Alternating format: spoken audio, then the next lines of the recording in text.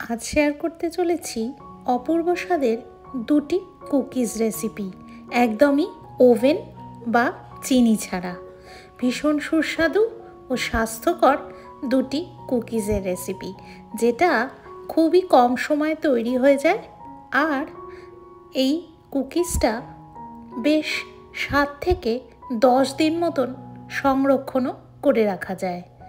চলুন তাহলে আজকে শুরু করি এই দুর্দান্ত স্বাদের দু রকমের ওটসের কুকিজ। নমস্কার সকলকে, প্রবাসী সৌমি রান্নাঘর চ্যানেলে আমি সৌমি কানাডার থেকে আপনাদের সকলকে আবারও স্বাগত জানাচ্ছি। আজকে আমি একটু বেশি করে কুকিজ তৈরি করে রাখছি। আপনারা চাইলে আর একটু কমও বানাতে পারেন।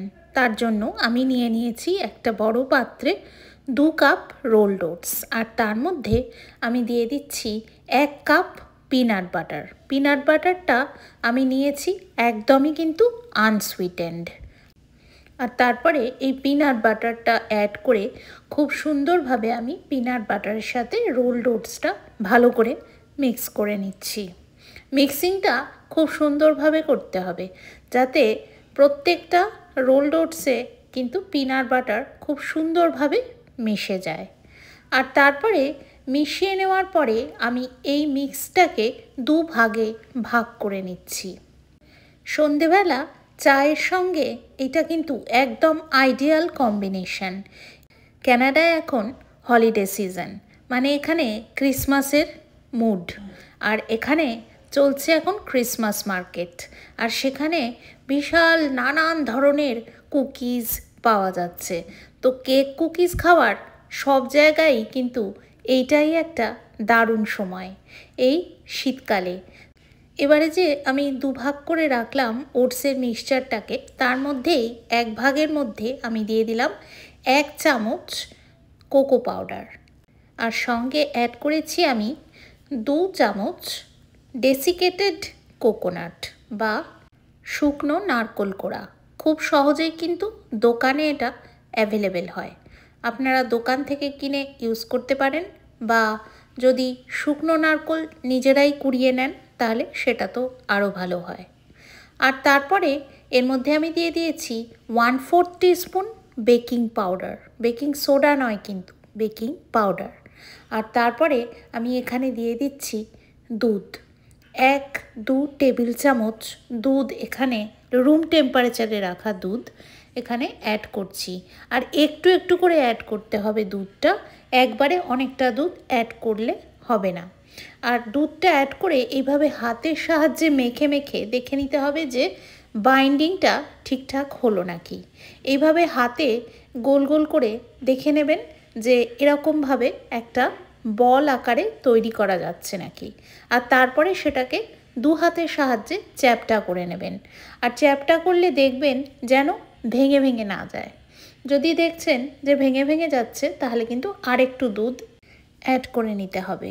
আর তাহলেই দেখবেন যে খুব সুন্দরভাবে এই রকম শেপ আপনারা দিয়ে দিতে পারছেন। এইভাবে আমি শেপ দিয়ে দিয়েছি কুকিজগুলোর, আর দিয়ে একটা প্লেটের মধ্যে সাজিয়ে নিয়েছি। এক ধরনের কুকিজ কিন্তু আমার গড়া হয়ে গেল। এবারে আমি আরেক ভাগ যে রেখে দিয়েছিলাম, সেই আরেক ভাগে আমি দিয়ে দিলাম সেই একই 1/4 টিস্পুন বেকিং পাউডার আর বেশ কিছুটা কিশমিশ দিয়ে হাতের সাহায্যে একটু মেখে নিলাম।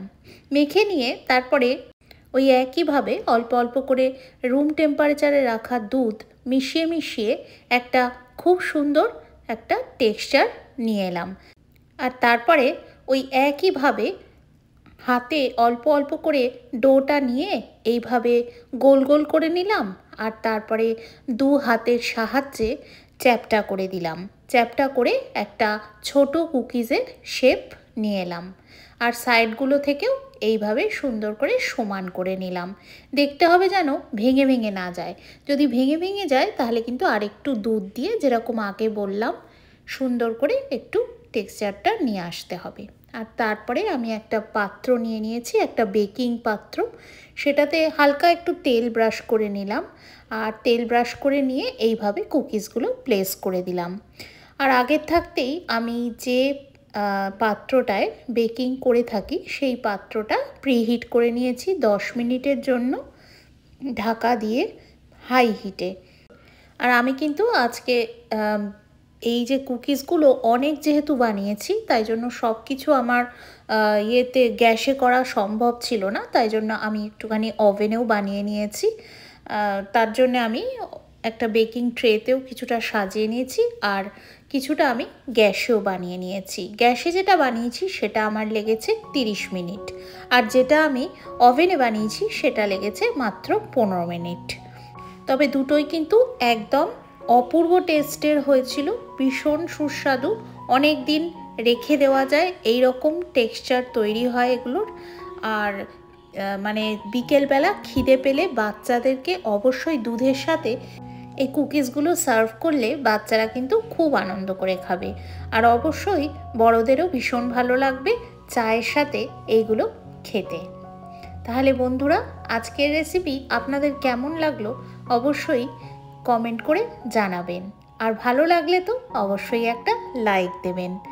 আর যদি আজকে আমার চ্যানেলে নতুন হন তাহলে চ্যানেলটিকে সাবস্ক্রাইব করে সঙ্গে থাকবেন। আর বলে রাখি, এই কুকিজগুলো কিন্তু আপনারা বেশ অনেক দিন স্টোর করে রাখতে পারেন।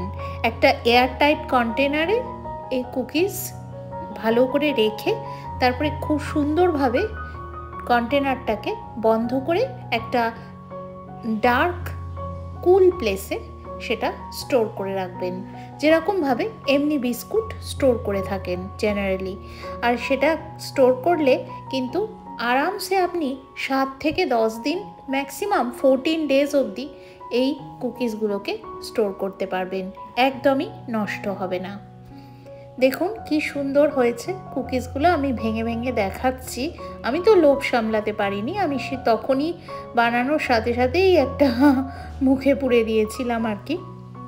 আর তারপরে আমি এগুলোকে একটা এয়ারটাইট কন্টেনারে খুব সুন্দরভাবে সাজিয়ে রেখেছিলাম। দেখতেও ভালো লাগে আর অবশ্যই খেতে তো হয় ভীষণ সুন্দর। তাহলে আর দেরি কেন, আজকে এই রেসিপিটা দেখে অবশ্যই বাড়িতে ট্রাই করে ফেলুন। আজকের ভিডিও বন্ধুরা এই অবধি। আপনারা সবাই ভীষণ ভালো থাকবেন, সুস্থ থাকবেন, সুন্দর থাকবেন, সকলকে নিয়ে খুব আনন্দে থাকবেন। আর দেখতে থাকবেন আমার চ্যানেল প্রবাসী সৌমির রান্নাঘর, যেখানে স্বাদ ও স্বাস্থ্য খুব সুন্দরভাবে মিশে যায়। Thank you very much once again for watching.